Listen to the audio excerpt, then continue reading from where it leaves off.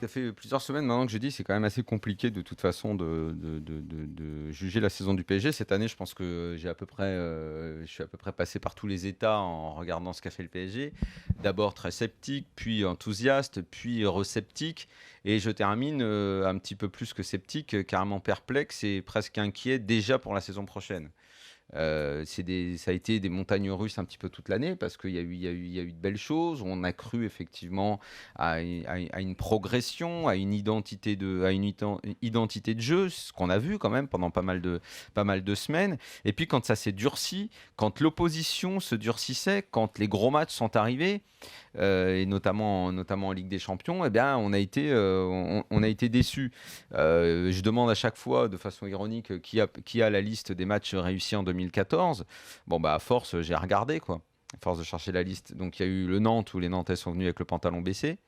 Il y a eu Quand ils ont pris des photos, là, c'est ça? Voilà, il y a eu le Valenciennes, où je ne sais pas s'il était baissé, mais il était au genou, en tout cas, le pantalon. Et, ça suffit des fois. ouais, des fois, même ouais. mi-cuisse, ça suffit. Hein.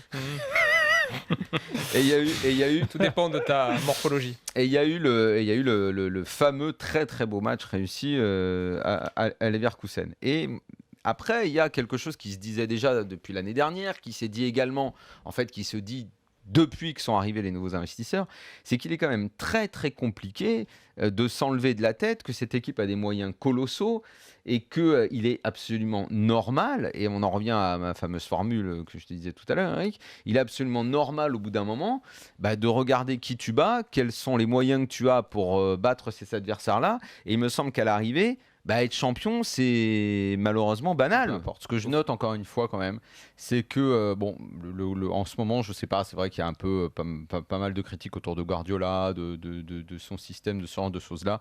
Il se trouve qu'aujourd'hui, c'est quand même avec Mourinho, l'entraîneur qui fait le plus parler de lui, parce qu'il a un vrai style, parce qu'il provoque de vrais débats, parce qu'il intellectualise le football, que je pense que c'est absolument remarquable, que je ne sais pas s'il passera demain ou il ne passera pas, peu importe, ça sera de toute façon un extraordinaire match, comme l'a été le match aller, que c'est avec ces entraîneurs-là que ça se fait, parce que, encore une fois, c'est eux qui rendent le football intelligent et qui fait qu'on en parle pendant des années. Avec Ancelotti, c'est pas mal, parce que le match aller, tactique d'Ancelotti était pas, mais il change sa tactique pour jouer. Non, mais Ancelotti fait parler des grands, mais c'est pas un dogmatique, il s'adapte un peu. Pas du tout. Alors pas du tout. Mourinho, c'est vrai qu'avec sa personnalité, fait qu'aussi stigmatise des choses. Ça, avec Fred, on était dans le bureau avec Florentino Pérez au mois de septembre de cette année, qui nous a raconté qu'effectivement, vers le mois de janvier-février, il a senti qu'il y avait un problème Ancelotti, que lui-même n'en revenait pas d'avoir la possibilité, enfin, il ne comprenait pas pourquoi le PSG était en train de vouloir faire partir cet entraîneur-là. Et de parler dans son dos, s'est jeté etc. sur l'occasion. Il s'est jeté sur l'occasion. Il lui a dit, attends, j'ai l'impression que là-bas, il y a un problème, on te veut pas.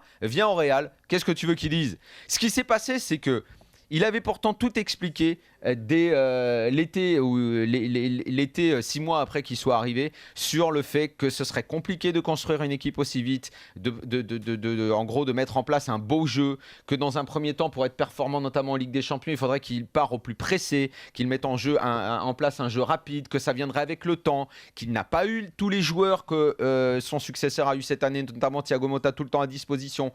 Et qu'est-ce qu'on a fait? On l'a massacré. Toute la France du foot l'a massacré. Il a été invité sur Canal comme un chiffonnier pour justifier de sa tactique de merde. Je me souviens très bien de cette émission. Sur cette antenne, beaucoup de consultants éminents l'ont traité comme un clodo. Il a joué 3 finales il a joué 3 finales de Ligue des Champions. La 4e ce soir. Moi, je te dis. Tu me fais une petite exagération. Pas éolienne. du tout. Tous les gens s'en souviennent. J'ai plein d'écrits.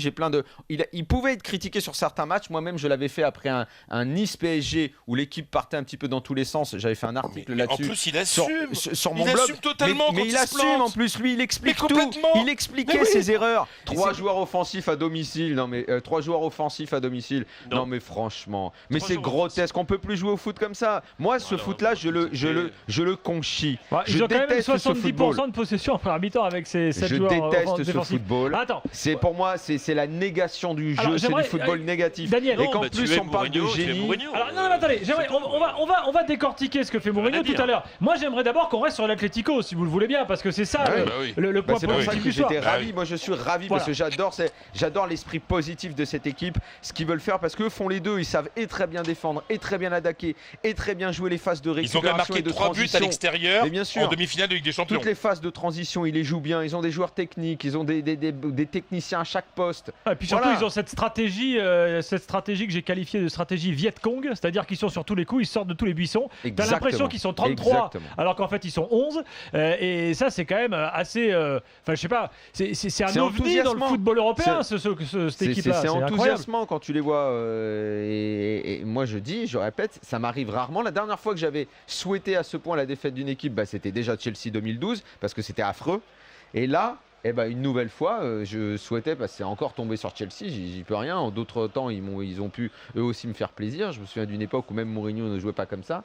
Mais là, c'est affreux. On peut pas aimer ce football-là. Si on aime le foot, on peut pas aimer ça. Il y a un nouvel enthousiasme là, le fait qu'on sache maintenant que Bielsa a signé. C'est normal. Maintenant, il y a une réelle attente. Et ce soir, en plus, les Marseillais ont fait un bon match. C'est comme ça que tu l'expliques, toi, c'est une sorte de retour d'espoir. Moi, je trouve ça très, très, très légitime. Attends, les mecs, ils ont bouffé de la merde toute l'année. Là, ils ont un bon match. Ils savent qu'il y a un grand coach qui va arriver.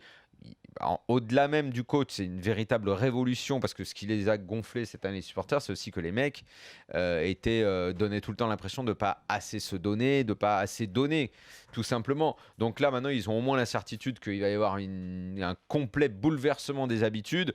Donc forcément, maintenant, tu te dis, allez, on va y retourner, quoi.